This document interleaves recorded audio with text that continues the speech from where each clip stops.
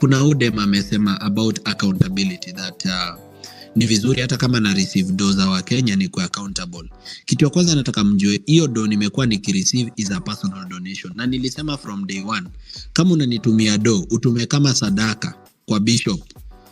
Utume bila maswali.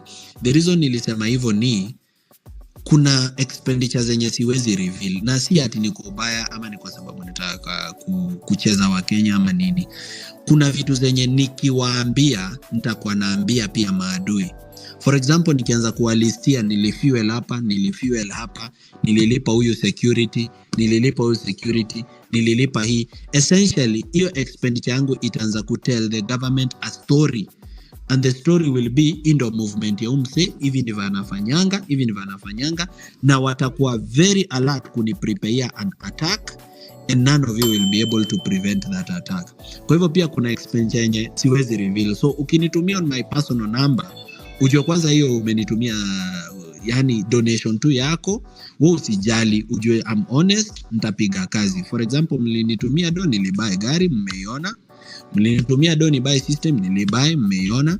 Mlinitumia do ya fuel, nimezunguka Kenya, mmecheki, mmeona nyi wenyewe. Aya, hivyo sitawaibisha, si ati nitawaweka kwa disappointment.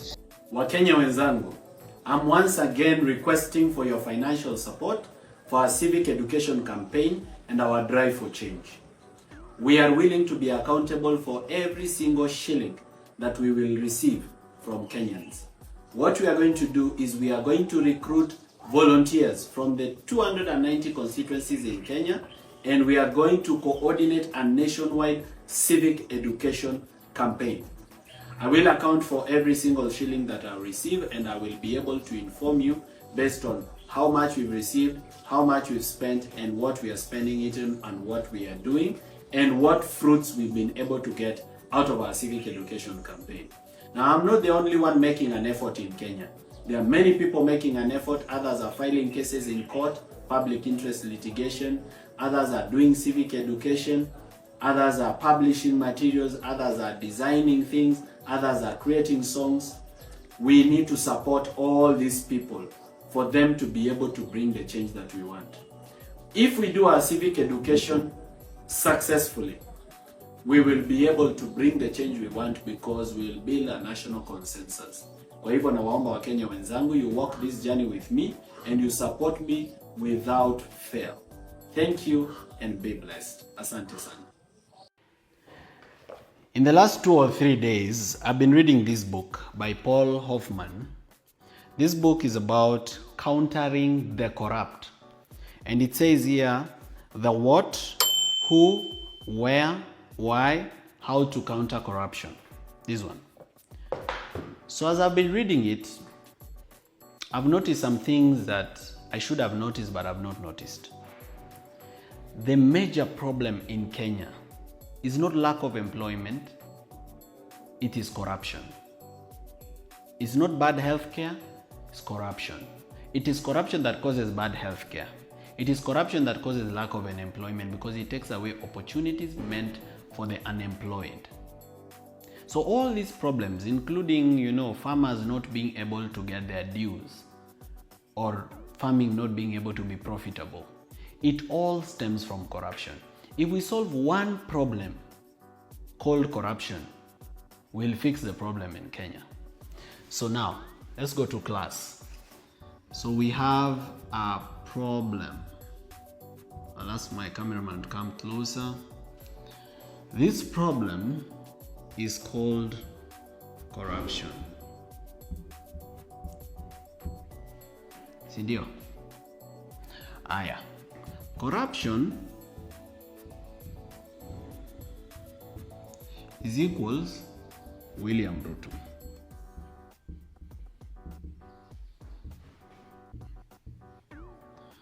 Now, I'm not saying William Ruto is the only corrupt leader in Kenya. Virtually most of our presidents have been corrupt. Ministers in government, PSs, governors, MPs, MCAs. But the father currently of corruption, the papa le président de la office is this guy. this guy called William Ruto. He's the father of corruption currently. Now, if this guy stops being corrupt, Kenya can be fixed. Or if this guy gets out of power, by whatever means, the corruption in Kenya will reduce. There's only one problem about removing this guy. So, no, now we are talking about removing the problem. The problem is William Ruto. There's only one problem about removing this guy. Removing this guy is dealing with the symptoms of a disease without dealing with the root cause. Ni kama kukunywa painkiller.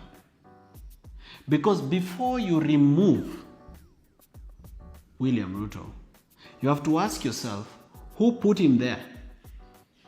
The person who put him there is someone called a voter. Now, if you remove William Ruto without fixing this guy called the voter, you will bring another Ruto called William Ruto.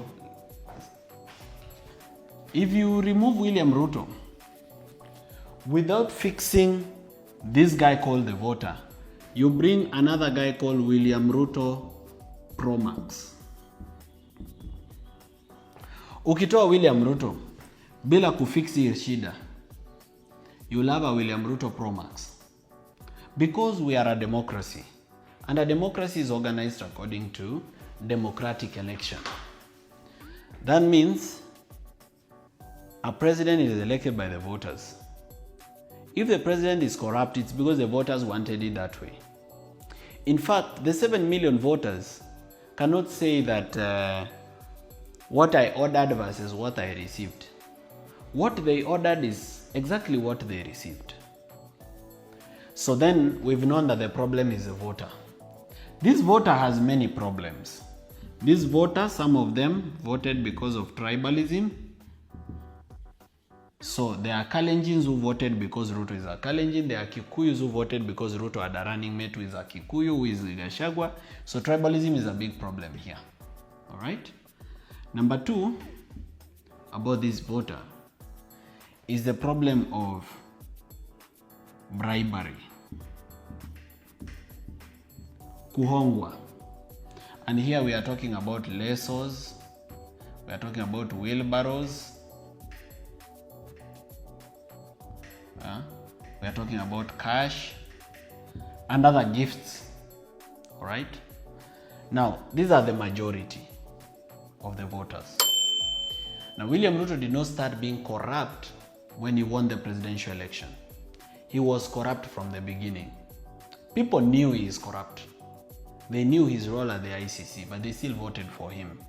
So what is wrong with these people who still voted for this guy, expecting the best out of the worst? It means to fix Kenya's problem, we must fix the Kenyans. To fix Kenya's problem, we must fix the Kenyans. Why do I say so? You see, in every corruption scandal, there is a lawyer, there's an accountant, there's a bank teller. All these people know what's going on, but they don't mind because it's benefiting them. Meaning those complaining about corruption are those who have not benefited from it or who are not benefiting from it. Now, these people are the few. The majority are the poor. When you steal 10 billion meant for medical equipment for various hospitals across the country, the people are going to suffer is not William Ruto. It's not his friends. It's not his business partners. It is the poor people kwa ground ndo wataumia. So how do you fix this voter? You fix this voter through civic education.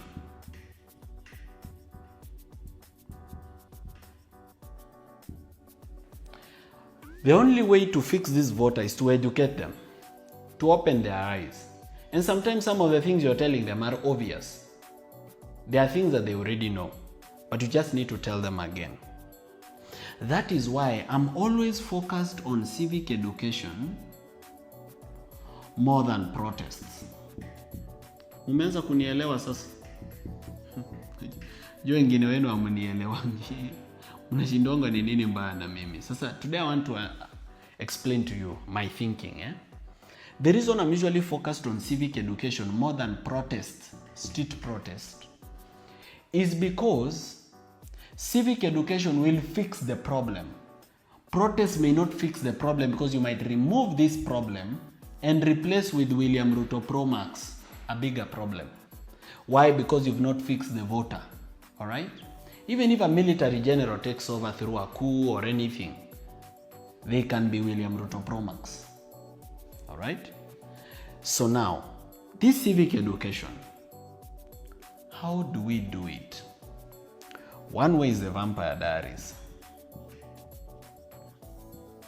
What the Vampire Diaries does is it shows Kenyans how corruption affects them. Simple. Ule Mkenya wa kawaida inamuonyesha vile ufisadi inamuaffect.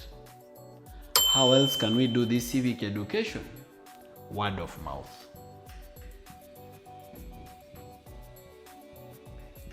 If you talk to people in your family, in your place of work, watu wawili tu, watatu wenye mnafanya nao job uko nao familia moja, if you talk to them by just word of mouth, business partners, customers, you can fix this problem. You can talk to them, you can give them civic education. The other way is through media.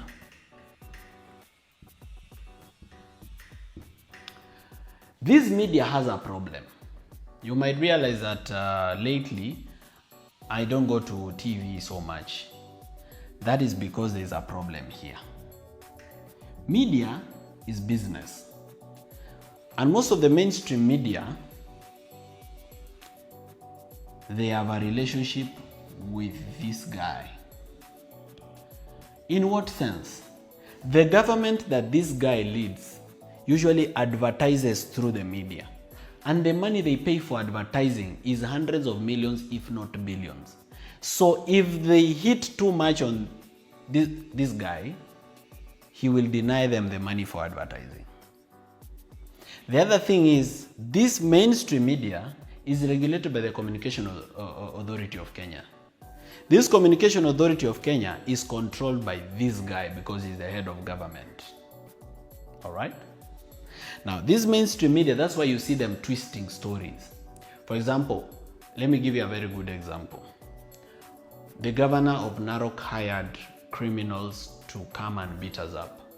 These criminals were not the people of Narok and they were not Maasais. And we made it very clear. We just said these are criminals who were hired. The people of Narok had no problem. But when the thing went to media, media twisted it. Media says a group of angry youth attack. They were not even youth. What was the media trying to do? To show that the youth we are disunited. Why? Because the youth have attacked their fellow youth. Therefore, youth are not united. That's mainstream media. All right? That is why we have other media. Right? So let me wrap here now. So I think hii simshapata hii sasa inaweza futa. All right, class. So we are moving nicely. So we've already identified the problem of mainstream media. So now, tunataka tuongelee other media that we can use. One such media is social media. Now, the government doesn't have control of social media because it's millions of people tweeting, Facebooking, Instagramming, and TikToking at the same time. They're not able to control it unless they shut it down. So what do they do? Now, kwa social media, they've not been able to control Facebook so much, or Instagram, or TikTok. But they've been able to control one. It's called X. Now, what happens in X is that there's a team of about 20 youth. Sometimes they are at Mudavadi Center, sometimes they are at KICC. All these 20 youth, each of them has about 30 X accounts. So in total, these 20 people have 600 X accounts. Now, these people, they use these 600 accounts to spread propaganda and spin the narrative in the favor of what they want. One way they can do it is to discredit people who say the truth. For example, if I say the truth about a particular thing, they mark me, then they look for something very frivolous or some propaganda, then they use their 600 accounts to make it trend so that a Kenyan like you will not believe what I'm telling you because they are taking away my credibility so that you don't trust me next time I tell you something. But the other media, they have not been able to control it. So this is social media also, we can just call it digital media. Now, there's a lot we can do here because they've only managed to control X, and that's not entirely. It's up to around, they've controlled X up to around 60%. They've been able to deal with it up to 60%. There's so much social media left. There's TikTok, there's FB, there's IG, and there's YouTube, and Snapchat, and many others. How can you use this to cause change in your family or in your community? You can record a video, you can write something about change, you can post a picture about change. If you're a graphic designer, you can design something and post it on media. It will go viral. That's another way you can do civic education. Another way you can do civic education is organized campaign. Now, organized campaign is where a group of pastors come together and decide to go to Kirinyaga for a campaign to talk about bad governance. They might use the public address system or just meet and greet, just meeting people and talking to them. The way Jehovah Witness wanafanyanga. A group of doctors can come together and form a group and go to Kitale to do civic education to the people of Kitale about healthcare or about anything else.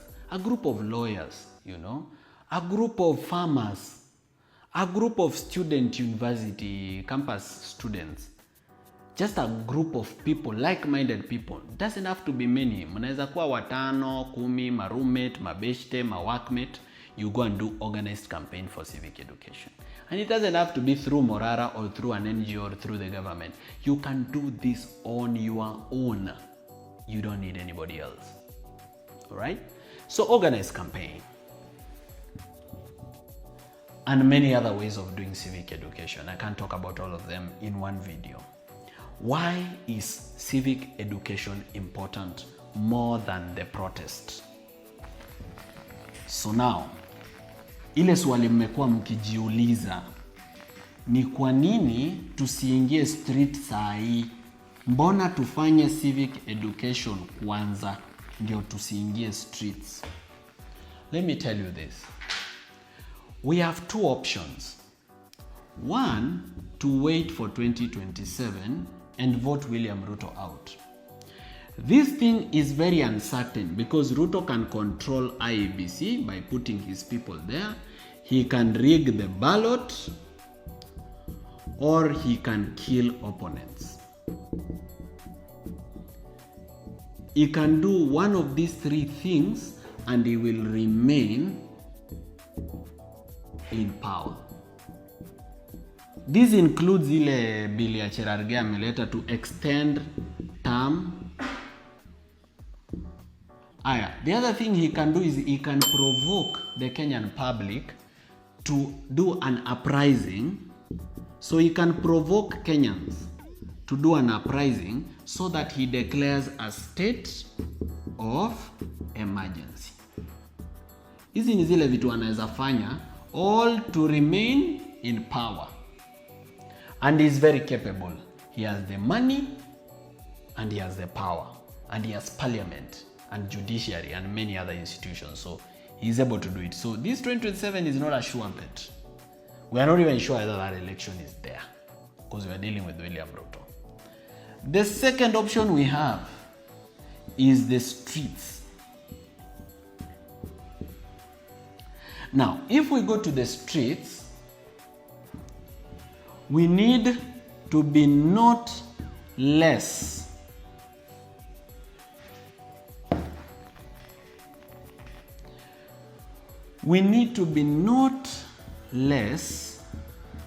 than 1 million people. We need to be more than 1 million people in the streets, and we are not going home until William Ruto leaves. For us to achieve this more than 1 million people, that is where civic education comes in. 80% of Kenyans, they know something is wrong with Kenya. But when they see the young people going to the street to demonstrate against the government, they are like, ai, mnatu inconvenience. Mimi sasa mumeblock barabara, ningekuwa nimeenda job. Mumeblock barabara, ningekuwa nimeenda kwa biashara yangu. Hivyo leo sitauza. They don't know that if this government continues this way, they will not have a job and they will not have a business. So we need to do civic education to them so that we achieve these numbers. Now, without 1 million people plus, kuendelea, 2 million, 3 million. Without 1 million people and above in the streets, we should not go to the streets. Why? Death without gain. Let me write here. Death without gain. Now, wengi wenu umeniambia, Morara, tuite tu maandamano. Tuko ready kuenda. We tuambie tu siku. Sisi tutatokezea. I know mnataka kutokezea. But nikipima hesabu zangu, nyinyi wenye mtatokezea, hamko wengi sana. Hamjafika ile namba inahitajika. Ndio maana sijawaita. Mko willing, lakini hamtoshi. Can you now take that energy yenye mko nayo ya kukuja kwa street, muende mchukue wenzenu? That's why I went to Narok. I went to look for new ambassadors wenye wanaweza to join when we call for this. So death without gain namaanisha watu watakufa na tutalose. Watu watauawa because Ruto will use lethal force. Tapiga risasi, wataabduct, tutafanya vitu mingi. And I don't want to die without gain. Sitaki kufa kama sija achieve chenye nataka kufanya. That's why I don't want to die for free. I want to die for something. That's why I don't want to go to the streets without the numbers. The numbers to achieve whatever has taken us to the streets. All right. Now, to achieve these streets, we've agreed we need civic education.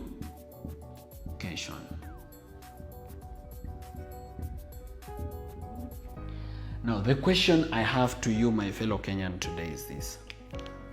You have complained about the state of healthcare. I have heard you. You have complained about bad governance. You have complained about agriculture. You have complained about all these things. My question is this. Are you willing to do something for change? Or do you just want to be a keyboard warrior, always complaining on social media and in small gatherings? Are you ready to do the little?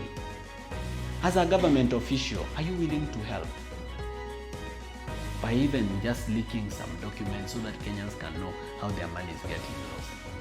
If you're willing to do something small towards this change, then I'm together with you. If you're not willing to do anything towards this, then I'm not with you. Thank you.